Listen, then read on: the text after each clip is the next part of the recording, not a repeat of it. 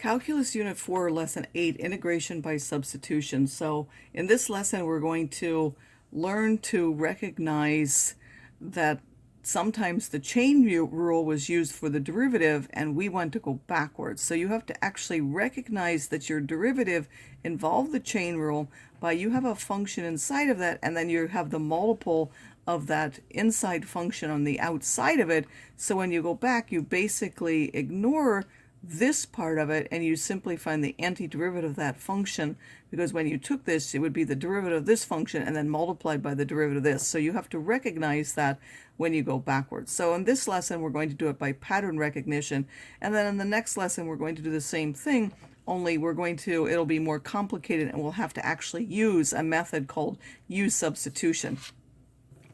But for now, we're going to simply try to recognize. So here we have a power function, and then we have it multiplied by something else. So we want to check, is this the derivative of that inside? And yes, it is. The derivative of 8x squared plus 1 is 16x. So this is the derivative of what's inside that power function. So we're basically going to ignore that 16x, and then we want the antiderivative of this part. Well, this power, we would have to go up by 1 and multiply by the reciprocal 1/3, and then we would have to add our constant because these are indefinite integrals. We can do the same for definite. We wouldn't put a constant and then we would evaluate.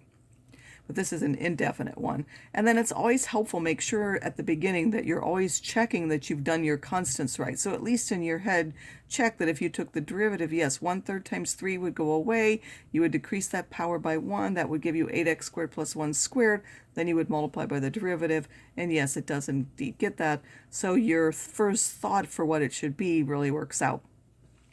Now again, this x is almost the derivative of that. This is 2x. So we want to fix it up so that it is the derivative. And so first of all, note that this would be minus 1/2. And if you went backwards, this would be power 1/2.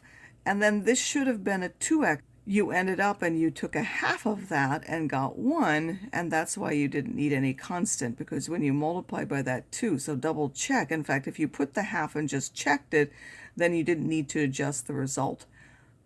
And the reason for that is because that 1/2 cancels with that 2 to give you that 1. And again, this one, it's a power function. This x cubed is almost the antiderivative of that. So you have x cubed times this. We're going to ignore this basically, find the antiderivative of this. That would be 3. But now you would need what? If you actually took the derivative of that, that would be what? That would be a 3 out in front, and then this would give me a 4, so that should really have given me a 12x cubed, so I really need 1/12 of that to be the antiderivative. This was my first guess, if you like, and you, by the way, will probably be able to come up with this eventually yourself and won't have to go through that step. As another example, you have tangent squared, secant squared of x, and you think, well, the derivative of the secant is the secant times the tangent. So that wouldn't account for the tangent squared, and the derivative of the tangent is the secant squared, so this would be the derivative of that. So the secant squared is the part that's the derivative of the tangent, so that means we're basically going to ignore the secant squared. This is just a power of the tangent. That would be tangent cubed, and again, we did not have a 3, which that would have had by taking out the power, so that had to be 1/3 of that. For this particular one, we have what? We have the cosine of 1 over theta and 1 over theta squared. So, of course, if the main function were 1 over theta squared, cosine of 1 over theta is not the derivative of that. And if we had the cosine of 1 over theta, we know that the derivative of that inside part, that's almost this, because this is theta to the minus 1, and this would be theta to the minus 2. So those are related. So let's say the basic function would now be cosine. Again, we're going to write them as powers to make that easier to see. The antiderivative cosine is the sine.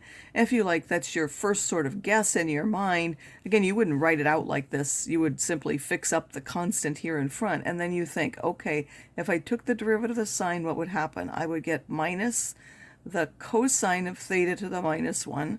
And then I would have to multiply by the derivative of that, which would be a minus a theta to the minus 2. And that minus would end up in front, but there was no minus, so we have to put that minus 1 to counteract that, so that would be the actual antiderivative.